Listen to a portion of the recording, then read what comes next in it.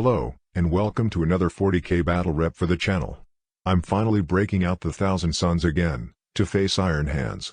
We're playing Strategic Gamble, from Chapter Approved 2018. Let's take a look at the rosters.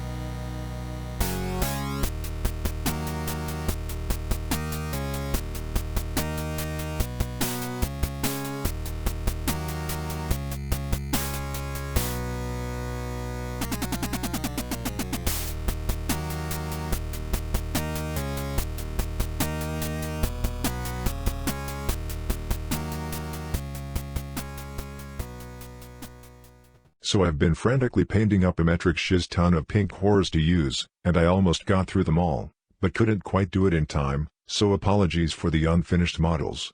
For the first time, I've left Magnus on the bench. They're all gonna die. The idea behind this list is to have everything be either a cheap 1-wound model with an invuln, or a character with less than 10 wounds, which can hide behind the chaff. Here's where we placed our objectives, and here's deployment. It's Spearhead Assault, and annoyingly, in my deployment zone the tip of the spear is completely taken up with this big friggin' rock. On the plus side, I do get to go first. I feel like I've got the first turn a lot lately. Okay, let's get on to turn 1, then. My turn 1 cards are Priority Assassinate, Defend 2, and the Wrath of Magnus. The first 2 cards are crap, and impossible for me to score right now, and in a genius move, I completely forget the main twist of the mission, in that I could have swapped them both out for a brand new card worth double points. Ta-da! Unbelievable. Come on. Here's my turn 1 movement. Sorry that the lighting's a bit off in this report, we were in a slightly shadowy corner and I didn't adjust my exposure settings. Dipshit. What? On the left and middle, I have 3 units of 10 pink horrors, which all move and advance as far as they can, with my characters behind them. The 2 Tzeentch princes are here, and the Khorne one with the relic axe is here. The rubrics and cultists are on the far right side. My Zangors get teleported up over here. I have a big ol' unit of 30 horrors, plus my Changecaster, in Deep Strike Reserve. So Psychic is very straightforward. Iron Hands deployed all their big stuff right at the back, with a screen of tacticals in front. Most of my casters are able to get in range of his screen, and I smite 2 units to death, scoring me the Wrath of Magnus. Your minions are winning a battle. Even if I had smites left over, there was no way I could get in range of his big stuff this turn anyway. So I have to be content with that.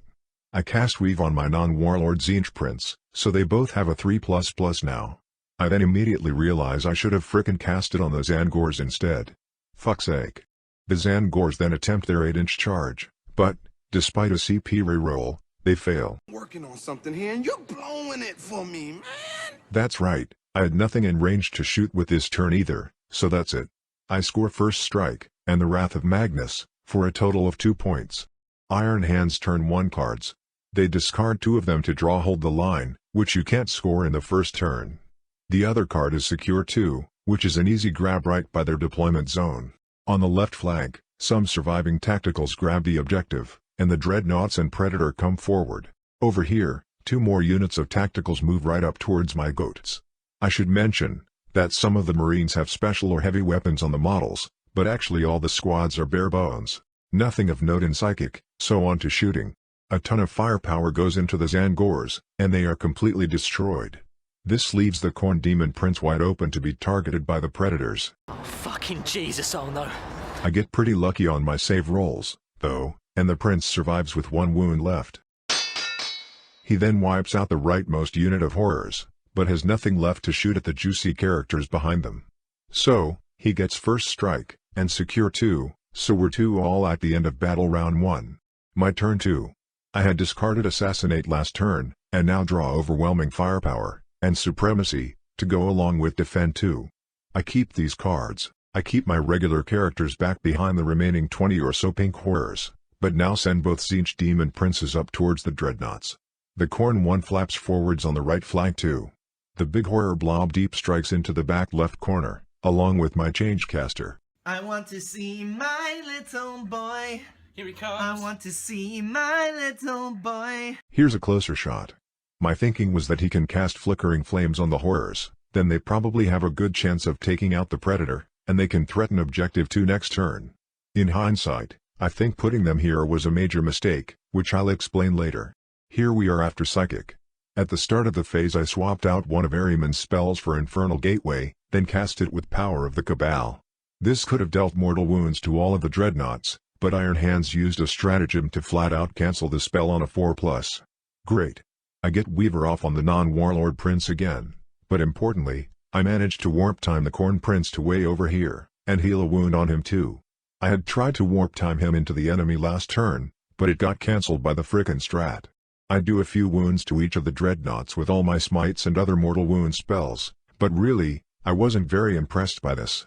It didn't help that he used a strat for a 5-up feel no pain, and of course, you can't just change targets with smite, so he was able to soak up a fair few wounds this way. Annoyingly, my changecaster fails to cast the incredibly easy Flickering Flames spell, even with the Gaze of Fate reroll.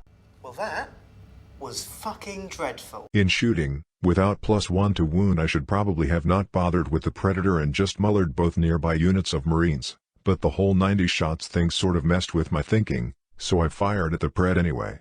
I left it with 5 wounds remaining. Dreadful. Even math hammering it now in my head as I type this, I can clearly see they'd only average about 5 wounds against it. I literally didn't work this out at the time. Dreadful. The other nearby horrors were not much use either, and I suddenly realized I might miss out on overwhelming firepower. However, my 1 sorcerer and 2 remaining rubrics, over here, just about managed to finish off a unit of 2 tactical marines which had been smited earlier, with some perfect rolls. Phew. Charge time. Does anyone have a charger? My warlord and the Corn Prince charge the leftmost Redemptor, and then I realize I made another stupid god-awful dogshit mistake. The central objective, here, is one of the objectives I'm holding to score supremacy. However, I haven't moved the horrors across far enough, so in fact the second Zinch Prince is the only model holding it. This means if I charge him in, I won't score supremacy. I therefore have to bite the bullet, and leave him where he is. I do not believe you wanted to do that. So, the Corn Prince swings first with the mighty Skull Reaper. My opponent activates the strat, to half all damage against him? But the Demon Prince rolls like Corn Incarnate, and even halving the damage isn't enough to save the Dread. My other Prince doesn't have to swing. It looks like a waste having not charged both Dreadnoughts with the Warlord, but I was seriously worried about their Overwatch and Interrupt, even with a 3-up invuln. In hindsight I think charging both would probably have been okay, and I may have been able to destroy the second Redemptor. I am a donut.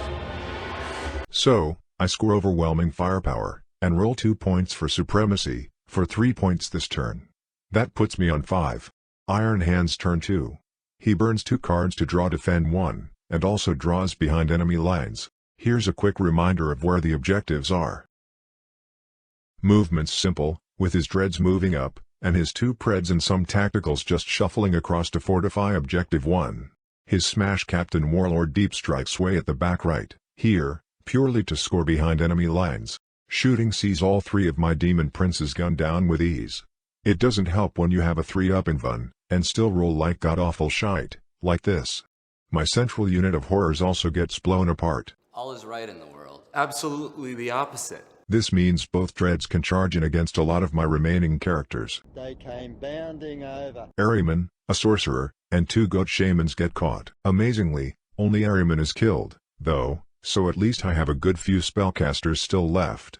Iron Hands score behind enemy lines and slay the Warlord this turn, then, putting them on 4. I'm in the lead by 1 point at the end of round 2, then.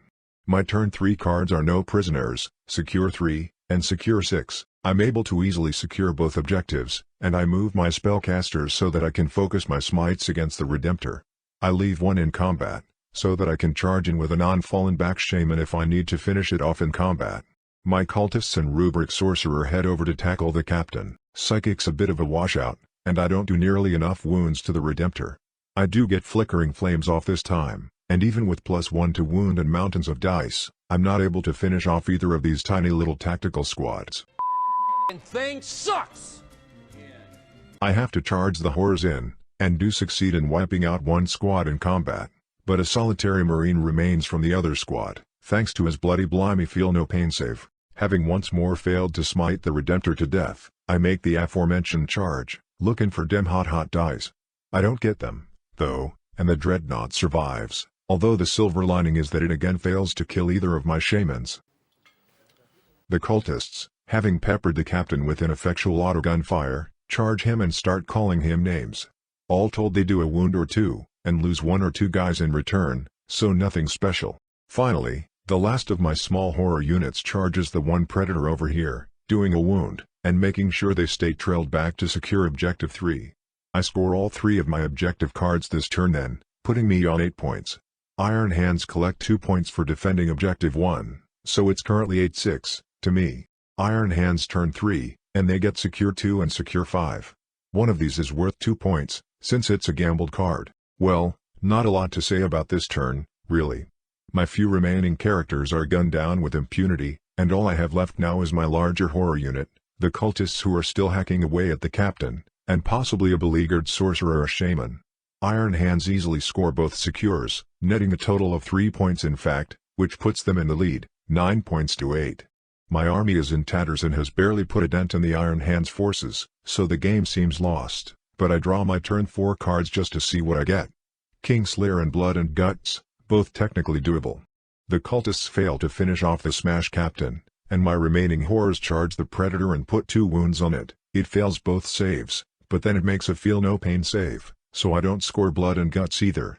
With Iron Hands now in the lead, and about to table me, I concede. Ouch, well that didn't go at all to plan. A few big mistakes and miscalculations, I think. For example, the horrors coming down over here in turn 2 was frickin' pointless. With my chaff screens melted away, my characters, apart from one demon prince, should have retreated a bit. Then the blob could have come down here, and formed a defensive buffer in this area.